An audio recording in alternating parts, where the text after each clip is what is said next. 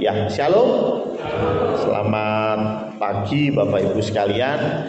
Dan hari ini kita sudah mendengar dua kesaksian ya. Satu dari Bu Asadi, yang satunya dari KPK. Apa mau ya? Sukacita ya. Saya ikut dua-duanya jadi bingung nih mana sukacita yang mana kasih ya. KPK Sukacita ya. Bapak Ibu perlu tahu itu latihannya. Woi, saudara ya. Sampai ngelotok ya toh. Pokoknya ketemu saudara ya, itu sudah langsung bisa ngelanjutin sendiri lagunya ya. Nah, ini latihannya berapa ya? Mungkin 2 bulan ada kali ya. Lebih ya? 3 bulan ya. Waduh, luar biasa. Setahun lah ya. Oh iya. Betul ya. Aduh, lama sekali ya Bapak Ibu. Terima kasih untuk kesaksian dari Bu Asadi juga yang menguatkan. Tentunya kita akan nanti bawa dalam doa juga untuk pergumulan Bu Asadi. Dan terima kasih juga untuk KPK Sukacita yang sudah ya 3 bulan 4 bulan latihan ya untuk mempersembahkan pujian, luar biasa ya. Dan hari ini kita mau belajar tentang satu hal. Subtema hari ini adalah hidup dalam Kristus. Hidup dalam Kristus. Saya yakin dan percaya ini sering didengar ya. Sering ada orang bicara kamu harus hidup di dalam Kristus. Nah, cuman apa itu hidup di dalam Kristus? Ya, saya ambil nih dari Roma 6 ayat 8 sampai dengan 14. Roma 6 ayat 8 sampai dengan 14 ini adalah tulisan dari Rasul Paulus kepada jemaat di Roma ya. Roma 6 ayat 8 sampai 14. Nah, saya akan bagi jadi 3 segmen ya. Dari ayat-ayat ini ada 3 kategori besar ya. Nah, kita akan bahas satu-satu karena itu kita akan baca bergantian. Tapi yang perikop pertama dulu yaitu ayat 8, 9, 10. Gitu. Anjenengan kan rame-rame nih, saya kan sendirian. Jadi ayat 8 jenengan, 9 saya, 10 anjenengan lagi ya. Ya, bisa ketemu Roma 6 ayat 8 sampai 10 itu dulu ya.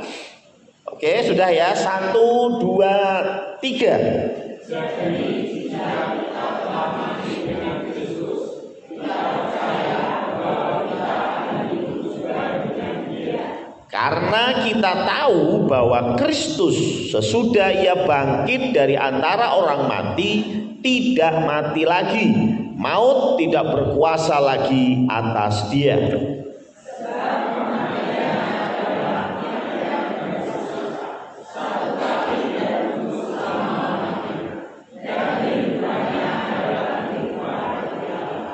Amin ya. Jadi perikop pertama ini adalah bicara tentang kesatuan kita dengan Tuhan Yesus.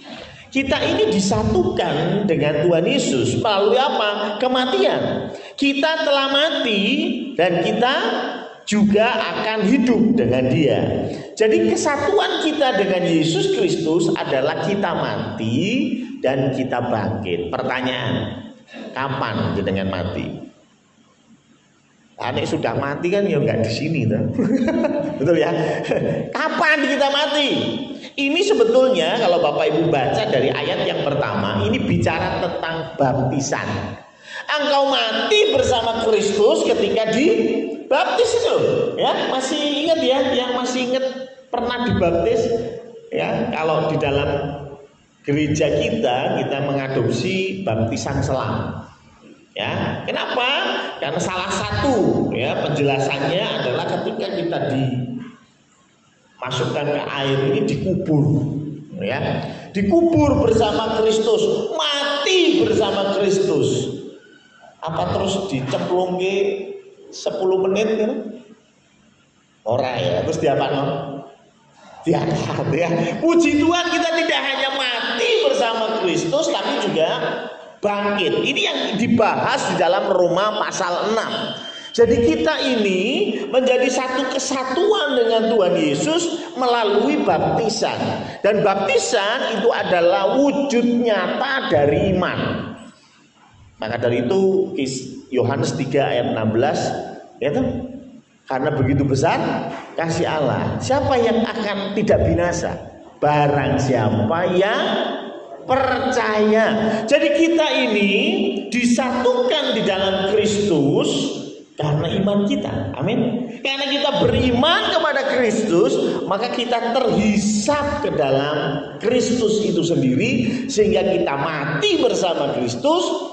Tapi nggak selesai, tapi bangkit, hidup juga bersama Kristus. Pernah nggak Bapak Ibu tanya, kenapa sih Tuhan Yesus nggak nikah?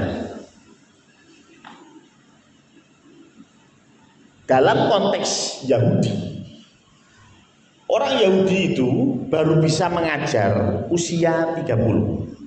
Makanya kemarin saya bicara tentang Yehezkiel, masih ingat ya? Yehezkiel itu umur 25 sudah dibawa ke Babel. Nah, 5 tahun di Babel, pas ulang tahun yang ke-30 dia meratap di pinggir kali. Kenapa? Aduh, kalau saja bait Allah tidak runtuh, kalau saja Yerusalem tidak jatuh ke tangan musuh, hari ini saya melayani di bait Allah. Karena usianya 30 gitu ya. Jadi ada standarnya di dalam Yahudi, itu ada di dalam perjanjian lama. Karena Harun waktu itu juga dikasih tahu Tuhan, imam itu mulai melayani di usia 30. Ya, ini yang pernah merasakan pensiun pasti pernah tahu ya. Kapan pensiunnya? Oktober. Kenapa? Ulang tahunnya Oktober. Jadi mulai pensiun ya pas ulang tahun. Betul ya Pak Jono ya. yang belum pensiun pasti sudah menghitung hari. Ya, saya pensiunnya bulan Januari. Loh kok nggak sama? Yang 1 Januari, yang 1 Oktober. Ya karena ulang tahunnya beda. Sama dengan ini, umur 30 baru bisa melayani. Tapi yang kedua adalah yang bisa melayani itu adalah rabi atau guru yang sudah menikah. Jadi orang Yahudi itu sangat-sangat kuat dengan sebuah pernikahan. Ya. Bahkan ada beberapa sekte atau aliran Yahudi yang sampai hari ini mereka masih menganut poligami. Ya. Jadi mereka masih menganut poligami, artinya punya banyak istri. Masih ada karena mereka melihat dari Abraham bojone piro. Ayo Abraham paling ora telu sing ditulis di Alkitab, ya toh? Daud, wah menang, ya toh? Salomo, masya Allah, ya toh? Akeh. Maka dari itu mereka mengutip itu semua, yang penting punya anak banyak. Orang Yahudi beberapa sekte sampai hari ini mereka tidak lagi mau pakai KB, ya, jadi nggak ada KB. Jadi jangan heran kalau nanti pas misalnya Tuhan kasih kesempatan main ke Yerusalem pas hari Sabat, itu bisa ada 1 bapak, 1 ibu, anaknya 1, 2, 3, 4, 5, 6 ya melaku urut gitu ya, baris menuju ke tembok ratapan mau berdoa gitu ya. Karena kalau hari Sabat nggak boleh naik mobil, makanya harus jalan kaki ya. Kadang-kadang kita naik bis itu kelihatan tuh warna iso 5, 7 kenapa? Orang no kabeh. Banyak anak, banyak rezeki ya. Anak itu pemberian Tuhan, tidak boleh ditolak. Itu konsepnya. Jadi rabi itu menikah. Ya, memang ini satu hal yang menarik. Kenapa Yesus tidak menikah? Gitu ya. Memang sudah pernah dijelaskan, saya pernah mendengar penjelasan dari Bambang Nursena bagaimana sekte di Yahudi itu tidak seragam. Memang di Yerusalem mayoritas mereka menganut itu. Kalau belum menikah tidak boleh ngomong di muka umum karena dianggap masih bocil. Rabi urung mesti ngajari gitu. Rabi sih, rabi baru iso ngajar kan gitu ya. Tapi nggak semua sekte karena beda-beda. Maka dari itu ditemukan beberapa penggalian arkeolog memang di bagian Galilea di mana Tuhan Yesus ada, yaitu di Nazaret, Tidak seperti itu. Ada beberapa sekte yang bahkan tidak menikah alias selibat, gitu ya. Mereka tidak menikah seperti romo-romo di Katolik, gitu ya. Ada yang seperti itu. Kembali ke sini, pertanyaannya kenapa Yesus tidak menikah? Boleh nggak Yesus menikah? Boleh nggak? Pertanyaannya boleh nggak? Ya kan nggak ada yang larang. Betul nggak ya? Kan nggak ada yang larang. Makanya ada buku yang tahun berapa itu ya heboh, Da Vinci Code. Ya, di buku itu ditulis bahwa Yesus menikah dengan Maria Magdalena. Heboh, heboh. Padahal ini jenenge buku karangan, bukan buku ilmiah. Jenenge buku karangan yo bebas. Meh ngomong ana wong iso numpak sapu. Apa ono sing protes? Tapi Harry Potter ya toh, ya ora ono sing protes ya karepe ya, memang itu karya, ya toh, karya sastra. Ya monggo, ada yang ngarang bahwa orang bisa terbang, bisa hokus pokus, oh ya terserah, itu namanya buku. Tapi karena Da Vinci Code ini nyinggung masalah Yesus, heboh. Tapi yang menarik kembali pertanyaannya, kenapa Yesus nggak nikah? Niru Romo Pak Pendeta, wah Romo sih niru Yesus itu wale itu. Ya zaman dulu belum ada Romo, ya. Romonya yang niru Paulus ya toh. Ya makanya tidak menikah, niru Yesus mungkin ya, karena itu dia tidak menikah. Tapi pertanyaan mendasar, kenapa Yesus tidak menikah? Nah menarik, saya mau tanya, saya yakin ini semua bisa jawab. Kita semua yang lahir ke dunia ini, kita ini berdosa atau tidak? Dalam konsep Kristen berdosa. Bahkan Seva yang baru umur 12 tahun kan, 5 bulan. Baru umur 5 bulan, dalam pandangan teologi Kristen berdosa enggak? Berdosa. Statusnya berdosa walaupun belum berbuat dosa. Tapi berdosa, perlu keselamatan, perlu. Ya, Seva juga perlu Tuhan Yesus, perlu, gitu ya. Maka dari itu pertanyaannya, kenapa kok kita bisa berdosa padahal baru lahir? Karena kita berdosa terhisap melalui Adam. Maka dari itu Roma 6 ini tidak bisa dilepas dari Roma pasal 5. Roma pasal 5 berbicara tentang Adam. Adam oleh karena ketidaktaatan satu orang. Semua orang jatuh dalam dosa. Semua orang berdosa karena satu orang, yaitu Adam. Dan gimana kita disatukan dengan Adam? Bagaimana kita menjadi satu dengan Adam? Melalui kelahiran. Pak Els sama Pak Budi, saya lihat dari sini ya, maaf loh ya, beda.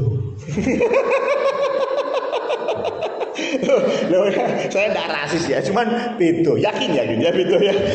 Warna kulit beda, ya toh, rambut beda, betul. Tapi saya tahu satu hal, mereka berdua anak Adam. Amin. Aneh orang? Oh, menurut Pak Joko atau guru itu evolusi Pak Pendeta. So ketrek, itu berarti jalurnya Pak Joko. Nah, namanya. Ya, kita yakin dan percaya kita semua berasal dari Adam. Mau bentuknya beda, rambutnya beda, kita semua dari Adam. Selama kita punya koneksi ke Adam, karena itulah kita terhisap oleh kesatuan Adam, yaitu dosa. Ngerti ya? Pertanyaannya, kalau ini kan kita berandai-andai, kalau Yesus menikah dan punya anak, maka yang terhisap ke dalam keselamatannya hanya yang darah dagingnya Yesus. Habib ini toh. Ya kan? Keturunannya Yesus toh ini. Saya mau tanya, apakah berlaku universal? Tidak. Nah, aku ngocok bentuk-bentuk mukaku ini kayaknya jauh dari Yesus ya. Kalau Yesus punya anak, koyoke sih ya koyoke, atau wajah-wajahnya keturunannya orang mungkin kayak aku ya. Artinya apa? Kalau Yesus menikah, misalnya Yesus menikah, maka orang kan bisa begini loh. Bukankah kita terhisap dosa itu karena kita dilahirkan? Maka dari itu kita juga harusnya selamat karena terhisap dari kelahiran juga. Artinya apa? Hanya keturunannya Yesus yang selamat. Tapi Tuhan tidak mau itu. Makanya Yesus tidak menikah. Makanya Yesus tidak punya anak, tidak punya keturunan. Supaya apa? Supaya yang terhisap kepada Yesus adalah iman. Selama engkau punya iman, engkau dibaptis, mati dan bangkit bersama Kristus, engkau terhisap kepada keselamatan Yesus. Paham ya? Kenapa kok Yesus tidak menikah? Ya itu alasannya. Kalau Yesus menikah berabe kita. Wajah-wajah model kita ini, waduh jauh ya, jauh ya. Ya, kira-kira berapa gelintir sih yang keturunannya Tuhan Yesus kalau Yesus menikah? Gitu ya. Sekali lagi, kita terhisap oleh kesatuan dengan Tuhan Yesus karena iman kita, karena kita sudah mati dan bangkit bersama Kristus. Tapi kita mati dan bangkit itu nunut apa? Nunut. Pernah lihat orang baptis sendiri? Nyemplung sendiri, bangkit sendiri. Pernah? Enggak ya? Kenapa Tuhan suruh apa? Pergilah, baptislah mereka. Kenapa enggak bilang pergilah, suruh orang-orang membaptis dirinya sendiri? Enggak loh. Tuhan bilang apa? Baptislah mereka. Jadi kalau Pak Darto mau baptis orang bisa. Ada yang bilang udah bisa, Pak Darto bukan pendeta. Itu aturan manusia. Setuju? Tuhan bilang apa? Kalau kamu muridku, pergilah. Jadikan semua yang lain muridku juga. Dan baptislah mereka. Berarti yang baptis apa? Ya murid Yesus. Nek dirimu muridnya Yesus, bisa baptis orang? Oh bisa. Artinya apa? Ini sebetulnya ada orang yang membaptiskan. Ini penting. Gak bisa Anda pendeta ning Israel ora sanggup pendeta-pendeta ya toh. Sementingan niate ati ya toh mlebu ora seluluh. Wah, haleluya. Ya toh. Terus ganti nyanyi hidupku bukannya aku lah. Ini selesai ya toh. Ya, bisa begitu? Ya. Bukan masalah bisa atau enggak. Baptisan ini adalah simbol kita mati dan bangkit. Tapi yang menarik, mati bukan karepe dhewe, bangkit bukan karepe dhewe. Saksine Pak Pendeta nih. Setelah aku membaptiskan kamu di dalam nama Allah Bapa, Allah Putra dan Allah Roh Kudus, yaitu Allah yang Esa. Kopi dua. Kopi sih, sekiranya kapan nyemplungi. Biasanya kalau yang dibaptis sama saya itu belum selesai saya ngomong sudah nutup hidung, siap-siap nyemplung. Tapi jujur terserah saya loh. Terus apakah harus diangkat langsung? Saya sudah cek tata gereja, nggak ada aturan harus diangkat langsung. Gak ada ya. Anda cek tata gereja, Anda cek di Alkitab dada, ya toh harus segera diangkat orang. Ya jadi Pak Parjo boleh Pak kalau mau baptis, ya toh. Rodok jengkel ke, rodok suwe lah. Tidak melanggar Alkitab, yakin ya toh, tidak melanggar ya. Terserah Pak Parjo mau ngangkatnya kapan, ya toh. Habis dicelupin tinggal ngopi sih, orang masalah. Tidak melanggar firman Tuhan gitu ya. Tapi besake ya. Tapi intinya di situ Tuhan mau kasih tahu bahwa apa? Loh, kematian dan kebangkitan itu dudu karepmu. Itu bukan otoritasmu, itu karepe Gusti Allah, otoritasnya Tuhan. Ya. Nah, ini berlanjut kepada perikop berikutnya. Coba kita baca yuk. Ayat 11 sekarang sampai ayat 13. Ya, 3 ayat sama. 11 panjenengan, 12 saya, 13 panjenengan lagi ya. 1, 2, 3.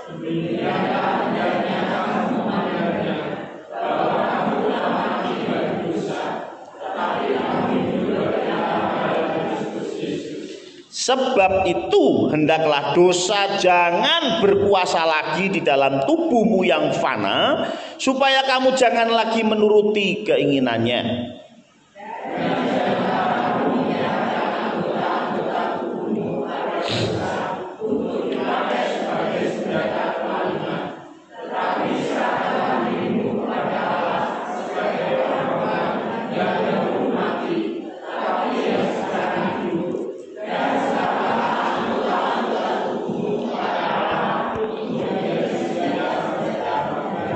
Amin ya. Nah, perikop yang kedua ini berbicara tentang bagaimana kita mengisi kesatuan kita dengan Yesus. Kita sudah oke nih, kita bersatu dengan Yesus karena iman. Dan iman itu yang mendorong kita dibaptis. Dan baptis itu bicara mati bersama Kristus, bangkit bersama Kristus. Dan itu karpe Kristus gitu ya. Nah sekarang bagaimana kita mengisi? Kalau kita sudah paham, kita sudah mengerti bahwa kita ini bersatu dengan Yesus, ya kan? Nah, Yesus mati satu kali, betul ya, dan dibangkitkan. Kalau kita, ya sama, mati berapa? Satu kali, ya kan? Kalau lahir satu kali, engkau akan mati dua kali. Tapi kalau engkau lahir dua kali, engkau akan mati satu kali. Apa maksudnya?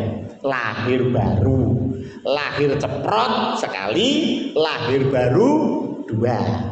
Kalau lahir dua kali, mati satu kali. Kalau kita percaya Yesus, kita sama dengan Yesus, kita ngikut gandul Yesus, maka dari itu Yesus mati satu kali, kita mati satu kali. Yesus dibangkitkan, kita juga akan dibangkitkan. Amin. Itu ya. Nah sekarang bagaimana kita mengisi nih? Bagaimana kita mengisi? Yang menarik, coba mundur ayat 11. Dikatakan demikianlah hendaknya kamu memandangnya.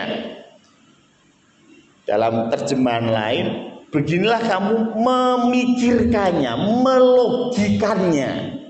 Ada banyak cara pandang, logika yang kurang pas. Paling tidak ada dua. Yang pertama adalah tadi, karena kita merasa bahwa ya saya pengen memutuskan untuk mati bersama Kristus, dan saya yakin 1 menit lagi saya bangkit bersama Yesus. Jadi yang ambil kontrol kita. Kita nggak tahu bahwa kita ini gandul sama Gusti. Sehingga apa? Sehingga kita berpikir bahwa kita ini harus menang atas dosa. Saya ulangi ya. Kita berpikir kita harus menang atas dosa. Padahal firman Tuhan jelas katakan, yang menang atas dosa ini siapa?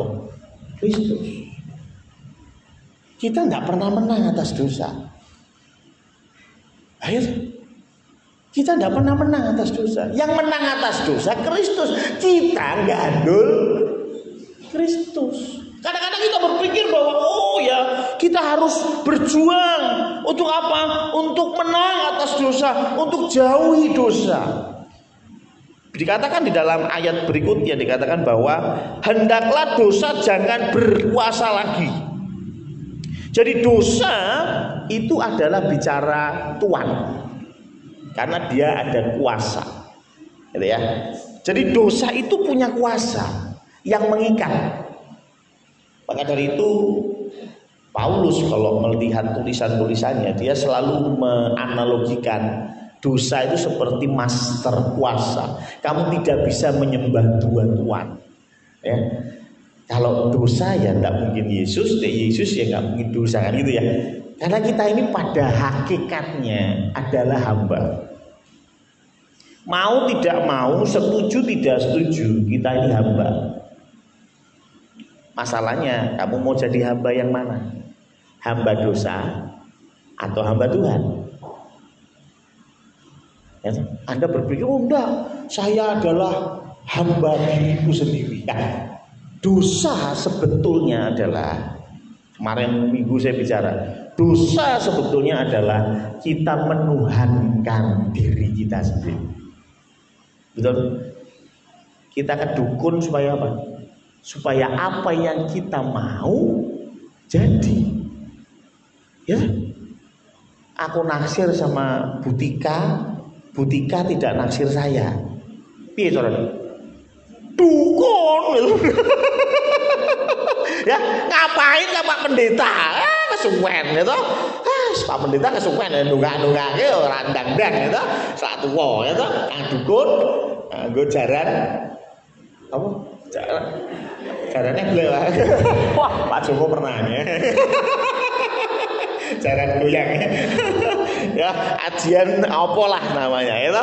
Tapi intinya bukankah kita ke dukun itu sebetulnya bukan menyembah dukunnya, menyembah setannya, bukan, tapi menyembah keinginan sendiri.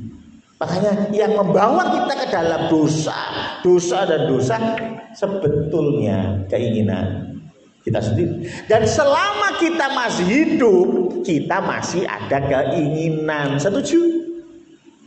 Betul ya? Orang yang di ICU nggak iso apa-apa. Saya mau tanya, punya keinginan? Punya.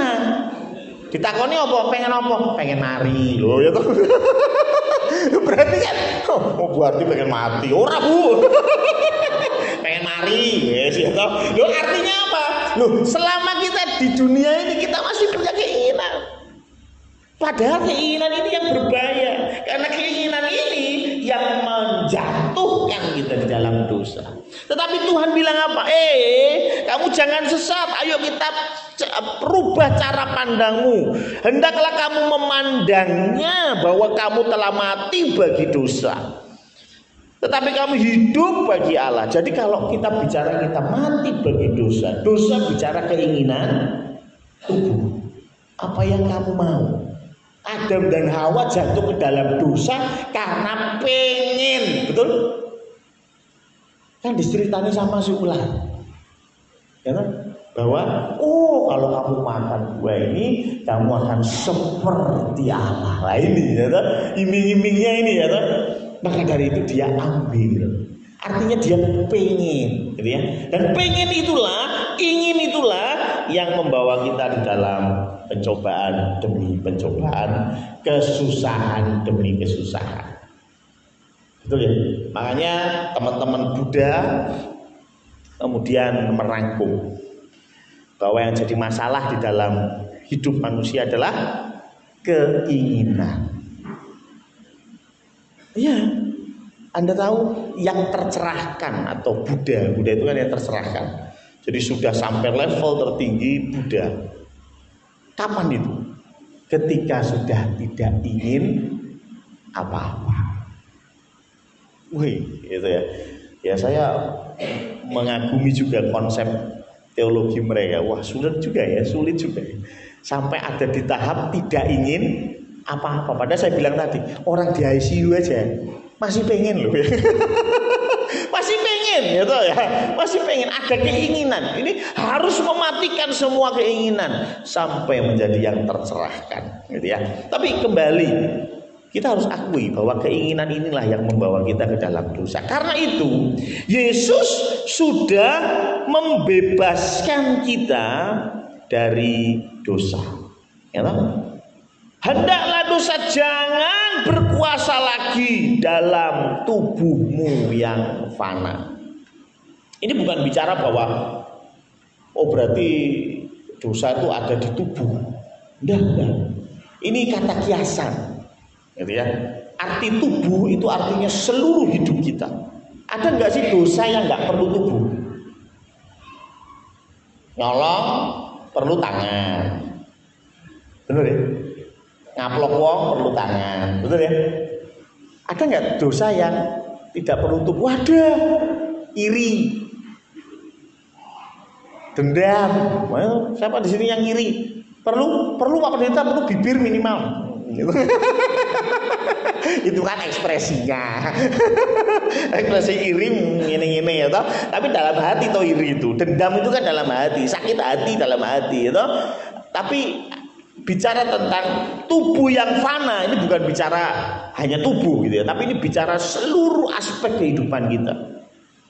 Seperti Mas Alfian mencintai istri dengan sepenuh hati. Itu kan bukan berarti hati neto, yo tangannya dikeke, sikile dikeke, bener toh? Orang mau hati neto, ya toh? Makanya lebih baik kita mencintai itu sepenuh hati. Karena ada yang mencintai sepenuh jiwa.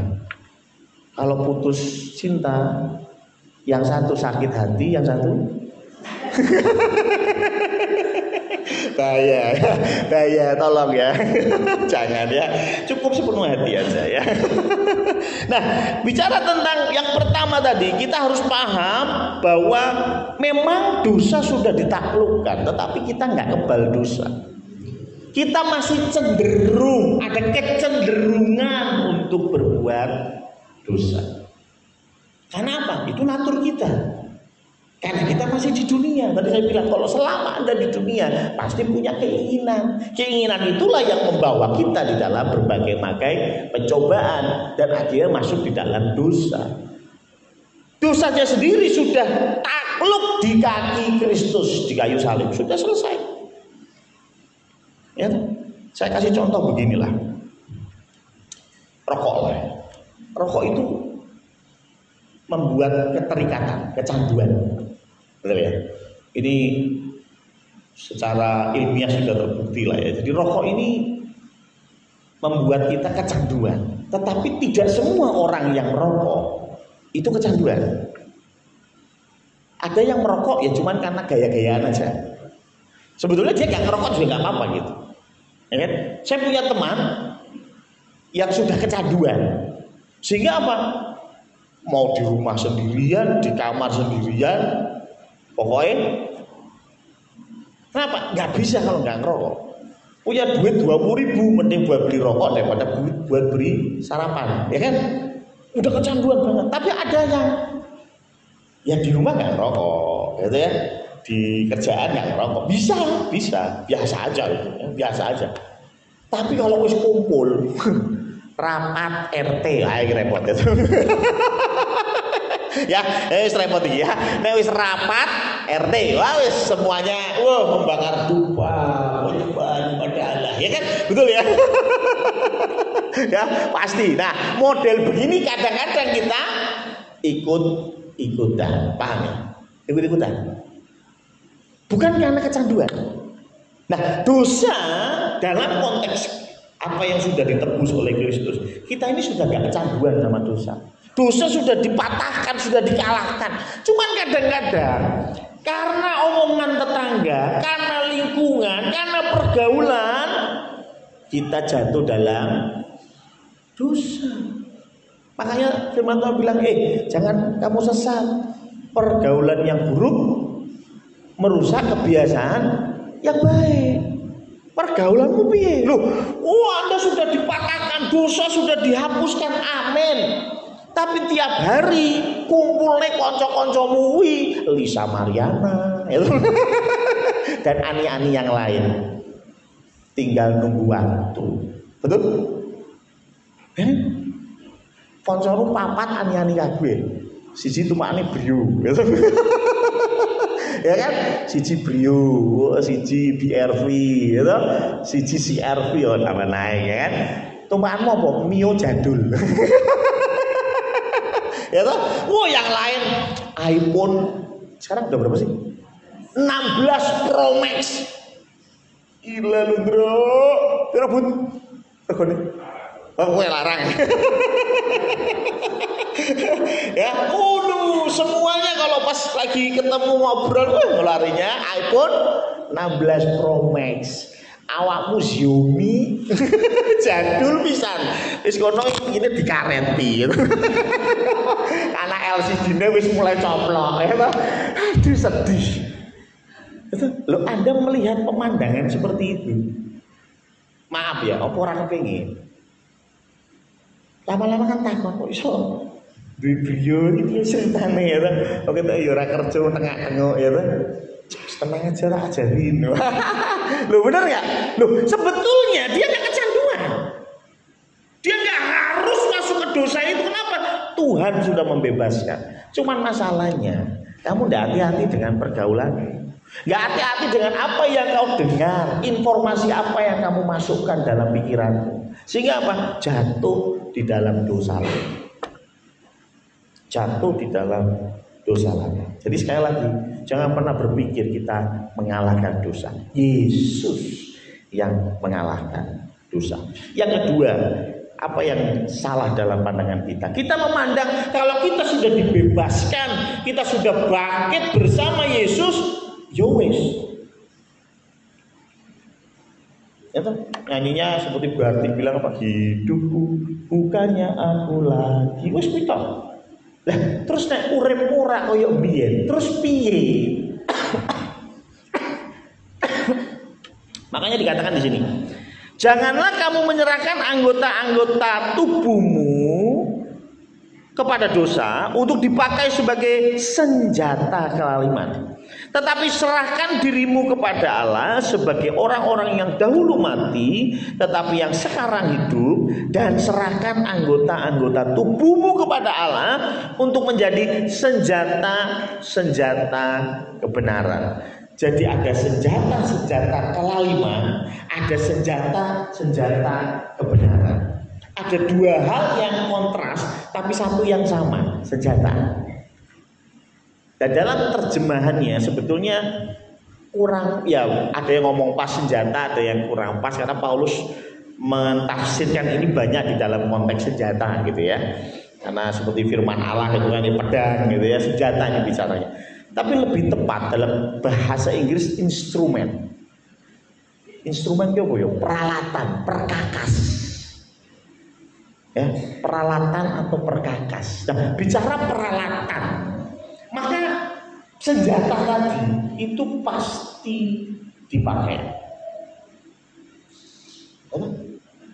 Senjata itu pasti dipakai. Beda dengan senjata dalam konteks yang kita pikirkan. Senjatanya dipakainya pas perang tok. Kan gitu. Punya AK-47. Ya, saya punya ya bukan kenalan ya, kenalannya ayah saya. Ya toh? Jadi tentara itu mulai usia muda sampai pensiun. Tapi belum pernah nembak sekalipun. Ya, belum pernah dor sekali, tidak pernah ya toh. Jadi mau disarungke wae ya toh, ndi-ndi digowo ya bedile ya toh. Tapi ora tadi tembak. Kenapa? Ini senjata kok. Nek pas perang baru dipakai. Tapi bicara perkakas, peralatan atau peralatan rumah tangga itu kan dipakainya harian, tiap hari gitu ya. Piringmu digo kapan? Yang tadi perang. Ada perang ramangan. Ya mesti dipakai setiap hari. Ini bicara tentang senjata kelaliman atau peralatan lah kelaliman. Itu berarti kita ini dipakai untuk kelaliman. Nah sekarang pertanyaannya, kita ditebus, kita hidup, tapi nggak mau dipakai. Nanti ya, kita cuma pokoknya hidupku sudah ditebus oleh darahnya yang kudus, yes, oye, gitu. Tapi tidak mau dipakai sama Tuhan. Padahal dulu kita dipakai oleh kelaliman. Coba kita pikir-pikir lah, zaman dulu lah. Waktu kita belum kenal Kristus. Menurut Anda, perilaku Anda bisa nggak menginspirasi orang untuk berbuat yang sama dengan yang Anda lakukan? Bisa. Berarti kan Anda sedang dipakai tuh itu. Dipakai untuk kelaliman. Gak cuma itu, kadang-kadang orang yang nakal-nakal ini ngajari adik kelas nyolong mangga itu. Ya, nggak tahu nih kalau Pak Budi kayaknya baik, kayaknya Pak Els kayaknya baik, ya nggak tahu ya. Ya, kadang-kadang bukan hanya adik kelas ya. Ini kalau saya ceritanya mumpung nggak ada orangnya, ya. Bapak saya itu, bapak saya itu ngajari orang genah adik-adik, gitu. Mulai dodol togel lah, gitu. Yang menginspirasi bapak saya, terus diajari sopo adiknya. Saya mau tanya, berarti dipakai sama senjata kelaliman? Pakai. Nah kalau dulu ada dipakai, terus sekarang Anda sudah percaya menang, wae ora gelem dipakai. Makanya Paulus mengatakan bahwa kamu dulu itu dipakai sebagai senjata kelaliman. Lah sekarang ini harus dipakai jadi senjata kebenaran. Harus fair dong. Kalau dulu A, ya sekarang menolak A. Itu antitesisnya A. Maka dari itu ini persis seperti apa yang Paulus lakukan. 1 Korintus 15 ayat 9. Paulus itu dia cerita sebelumnya ya. Cerita bagaimana dia itu jadi rasul yang paling rekoso. Liyane nggawa bojo aku ora. Ya, semuanya dapat hasil dari pelayanan mereka. Aku ndak. Ya, aku ini sampai pernah naik kapal karam, dicambuk, dianiaya, diusir. Dia cerita semua. Tapi yang menarik, dia kasih tahu kenapa dia begitu. Di 1 Korintus 15 ayat 9. Karena aku adalah yang paling hina dari semua rasul. Bahkan tidak layak disebut rasul. Sebab aku telah menganiaya jemaat Allah. Jadi konsep berpikir Paulus, dulu saya ini dipakai sebagai senjata yang luar biasa untuk kelaliman. Maka sekarang saya harus jadi senjata yang luar biasa juga untuk kebenaran. Coba deh kita pikir masa lalu kita. Apa yang sudah kau perbuat zaman itu, zaman-zaman kelam dulu? Apakah sebanding dengan apa yang sudah kau lakukan sekarang? Paulus bilang, aku ini paling hina. Karena dulu aku gak karu-karuan. Karena itu sekarang saya mau dipakai luar biasa untuk kebenaran. Ya, pertanyaannya kita kadang-kadang boro-boro mau dipakai. Kita hanya nyaman dengan bicara bahwa saya sudah ditebus. Wis ngono tok. Aku wis ditebus, aku wis mati dan bangkit bersama Kristus. Ora percaya iki ana akte baptisan. Ya, wis kita. Tapi nang gereja ya jarang-jarang, ikut pelayanan ya jarang-jarang, betul ya? Kenapa? Tidak mau dipakai. Padahal Allah pasti punya tujuan. Amin. Allah menciptakan segala sesuatu pasti punya tujuan. Termasuk Allah membebaskan kita dari dosa, pasti punya tujuan. Yang ketiga, yang terakhir. Masuk di dalam Roma 6 ayat 14. Yang terakhir satu ayat saja.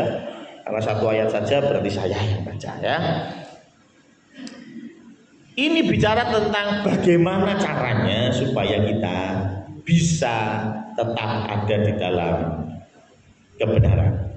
Roma 6 ayat 14. Sebab kamu tidak akan dikuasai lagi oleh dosa. Karena kamu tidak berada di bawah hukum Taurat, tetapi di bawah kasih karunia. Jadi Paulus bilang bahwa kamu tidak akan dikuasai dosa. Syaratnya kamu harus di bawah kasih karunia. Banyak orang Kristen yang masih di bawah hukum Taurat. Hukum Taurat itu bicara tentang aturan. Nah, saya pernah bilang bahwa setan itu kerjanya kalau nggak rata kiri, rata kanan. Betul ya? Sekali lagi saya ulangi. Menghormati orang tua boleh. Oh, jangankan boleh Pak Pendeta, harus setuju. Tapi kadang-kadang setan itu kasih rata kiri. Rata kiri itu apa? Wes ora usah hormat dek wong tuwa. Wong tuamu model kaya ngono apa? Kan wong tuamu ora tau ngasihimu ngapain? Rek, ya toh? Wes itu yang rata kiri. Tapi ada yang rata kanan. Saking menghormati orang tua, maka seorang istri lebih nurut sama mertua, sama orang tuanya daripada sama suami. Iya. Betul? Ibu-ibu betul? Oh enggak ada, haleluya. Ya, istri harus nurut sama siapa? Suami. Tapi kalau dikasih tahu bilang, ya enggak bisa. Kamu tuh baru jadi suamiku 2 tahun, tapi ibuku. Waduh, ya. Ya, kenapa? Loh, menghormati orang tua boleh? Boleh, tapi ada batasnya. Ya kan? Bapak ibu wis edo. Terus tiap hari Senin, Jumat, Kliwon atau Rebo Paing datang bawa rawon. Lah kenapa nggo rawon? Iki senengane ibu, senenge maem rawon. Ibuke wis mati. Saya mau tanya, itu bukti menghormati? Bukti menghormati betul. Tapi ini rata kanan. Rata kanan, kebablasan gitu.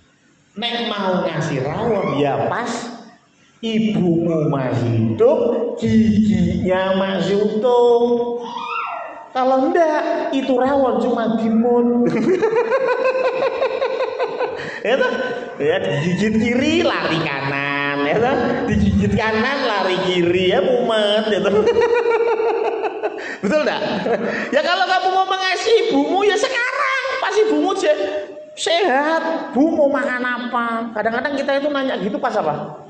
Sakit, ibu sakit, tuh, ibu loro kabeh awake, ibu mau makan apa? Ya, saya teringat Bu Joko itu 2009 sampai 2013 itu berjuang dengan kanker. Pengennya anak-anak loh, ibu pengen makan apa aja tak beliin, tapi maaf ya. Aturan makan itu lebih ketat dari hukum Taurat. Ini tidak boleh, itu tidak boleh. Waduh, artinya anak-anak ya, ngerti ngono ini pas sehat. Makanya jangan menyesal seperti saya, ya toh. Nek bapak ibumu masih sehat, pulang gereja, bu, pak mau makan apa? Ya kan? Ya, daripada nanti sudah sakit. Mangan sate kambing, tensi naik.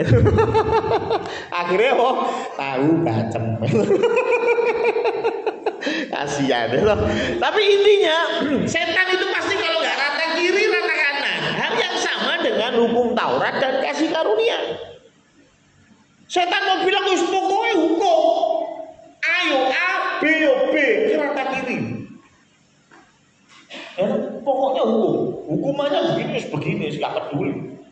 Aturannya begini titik. Tapi ada yang rata kanan. Apa rata kanan?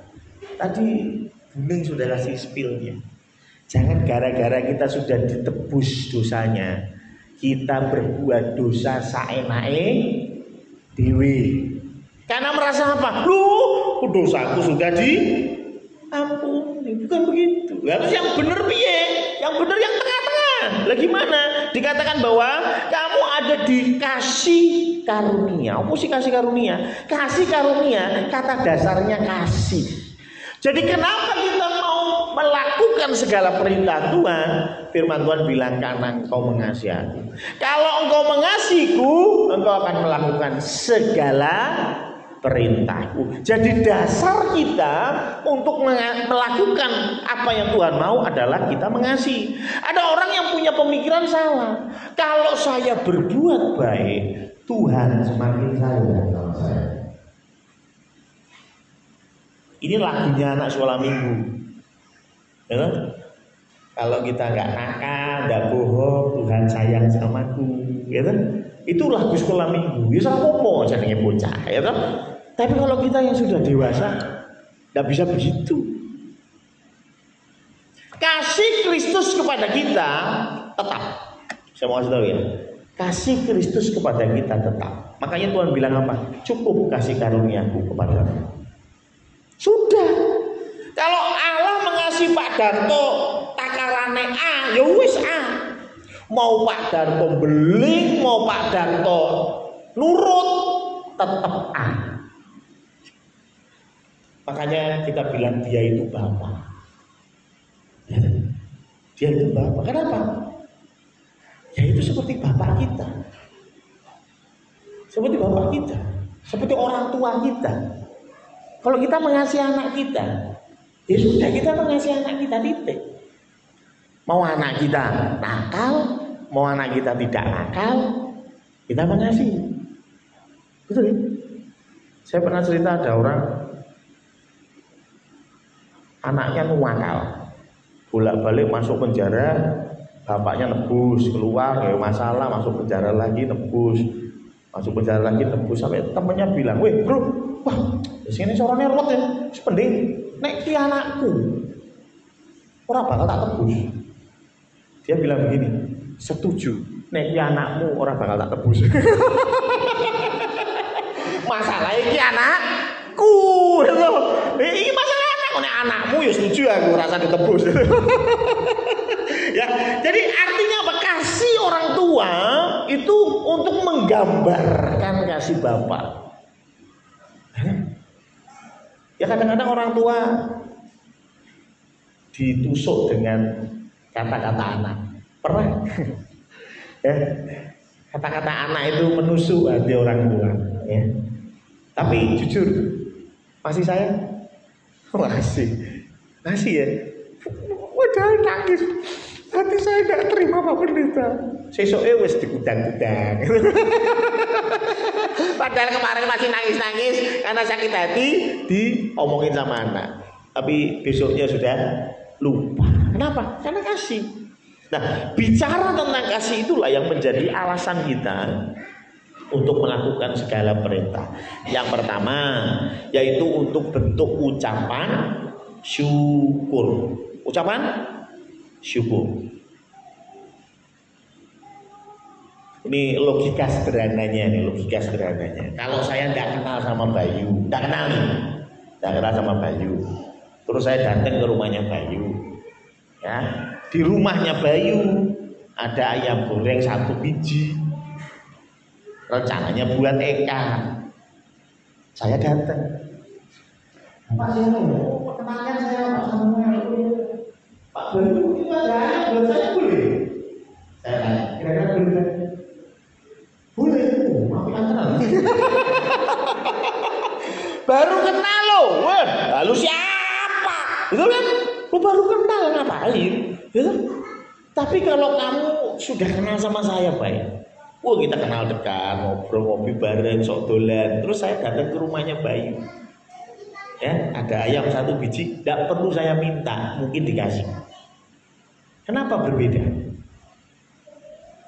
Ya karena saya dengan Bayu baik, dan bentuk ucapan syukurnya Bayu, ya dia berbuat baik, betul nggak?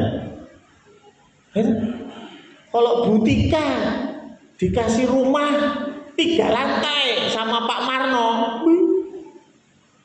Pak Marno mampir ke rumahnya Bu Tika itu, orang asal medun saka motor Pak, digendong yang ini. Loh, bukannya kenapa? Ucapan syukur, terima kasih. Loh bener kan?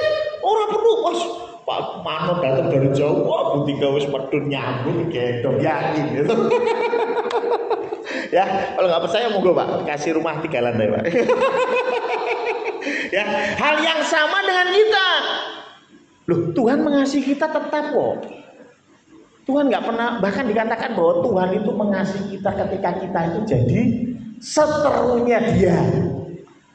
Kita ini jadi seterunya Allah, Allah mengasihi kita. Itu standarnya Allah, ya sudah. Maka dari itu banyak dari kita melakukan kebaikan. Itu bukan standarnya Allah, tapi standarnya kita. Harusnya kita melakukan kebaikan karena kasih. Standarnya standar Allah. Karena Allah begitu besar mengasihi kita, apa yang saya lakukan tidak ada apa-apanya. Makanya ada lagu tuh, persembahan kami sedikit sekali. Haleluya. Maka dari itu Pak Pendeta, sebelum ke gereja saya mampir warung. Apa? Tukar duit. Kan lagune ngono. Sedikit sekali. Jadi nek bawa uang 100.000, Indomaret bisa kali. Ya toh, supaya jadi 5 ribuan, sama 2000-an. Pak Pendeta tahu aku melu ngitung. Ya, Pak Purwoko juga ikut ngitung. Sikoknya pironan, Pak. Saya nggak nyinggung, nggak apa-apa ya. Cuman maksud saya, apakah terus lagu ini bicara tentang sedikit sekali, berarti nek ngasih Tuhan jangan gede-gede, harus yang sedih. Bukan, maksudnya apapun yang kita lakukan dibanding kasihnya Tuhan sedikit sekali. Anak-anak dengar ya, semakin kamu mengenal ayahmu dan ibumu, semakin kamu bisa memberi lebih. Saya setelah punya Seva ini juga banyak punya pemikiran baru. Bagaimana gara-gara seorang anak sampai ada penyanyi dadaan. Ya. Jadi dengar ini anak-anak ya. Noel, Sasa, ya. Sasa waktu kamu kecil itu ya, gara-gara kamu Pak Sugeng itu jadi penyanyi dadaan. Hah? Ya tuh Pak Sugeng bener ya. Aku ngalamin ya. Ya, padahal Pak Sugeng nyanyi gitu. Tapi gara-gara Sasa yang nangis terus mau nggak mau dinyanyikan, betul Pak Sugeng. Dan nyanyinya itu jam 2 pagi. Gara-gara siapa? Sasa. Ngerti ya? Jadi kasihnya bapak itu seperti itu, kasihnya ibu itu seperti itu. Semakin kamu tahu, nek mau ngai bapak iPhone 16 Pro Max, maksudnya bi sedikit sekali, betul? Kalau Sasa nanti jadi gubernur Bank Indonesia, wah, ya toh? Amin. Amin lah, ya toh, gubernur Bank Indonesia, tanda tangannya ada di setiap uang, ya toh? Ada ya. Ya, terus tiba-tiba Sasa, wah, saya diberkati Tuhan karena orang tua saya mengasihi aku. Bapak ibu tak tukono apartemen, ya toh? 50 lantai, 50-50-nya tak tuku, ya toh? Buat bapak ibu, saya mau tanya, tetap Sasa harus ngomong apa? Sedikit sekali. Karena Sasa memberinya dalam kelimpahan, tapi Pak Sugeng dan Bu Sugeng memberi dalam kekurangan. Nah, suara semblero kekurangan. Tapi dia berikan untuk anak. Betul ya? Ini bicara tentang apa? Ucapan syukur. Kita mengucap syukur, dan semakin kita mengenal, semakin kita memberi dengan sukacita. Makanya minggu yang lalu, waktu ini ya, percaya maka selamat, saya bilang apa? Kita mengenal Tuhan itu perlu proses. Ya. Semakin kita mengenal Dia, pelayanan itu tidak berat. Semakin kita mengenal Dia, melakukan perintah Tuhan itu tidak berat. Kenapa? Karena kita tahu apa yang Dia sudah lakukan. Anak-anak juga sama. Semakin kau tahu apa yang sudah Bapak Ibumu lakukan, engkau akan semakin mengasihi dan memberi kepada Bapak Ibu. Ada di sini Bapak Ibu yang ngomong begini, Duk, wis sekolah we, ora usah mikir biaya. Bapak Ibu sing mikir. Mbok kira Bapak Ibu duwe duit, ya tetap koperasi lah. Betul ya? Tetap koperasi. Tapi di balik itu kita melihat apa? Kasih orang tua. Lulus kuliah sing bener. Lalu yang di belakang Surya dan sebelahnya ya kan? Dan depannya nih masih anak-anak ya kan? Cucunya Mukayun, ayo, itu ada ya kan? Sekolahnya yang benar. Kenapa? Loh, Bapak Ibumu sudah bilang apa? Kamu sekolah, biar Bapak Ibu yang ngurusin biayanya. Loh, mbok kira kuwi gampang? Anda pikir gampang? Noel, Anda pikir mamamu gampang nyokolain kamu? Berat. Mungkin yang tadinya makan sehari 3 kali jadi sekali. Itu namanya mengikat pinggang, gitu. Pinggangnya ditaleni kayak rapia, gitu. Ya, kenapa? Karena mereka mengasihi anak-anaknya.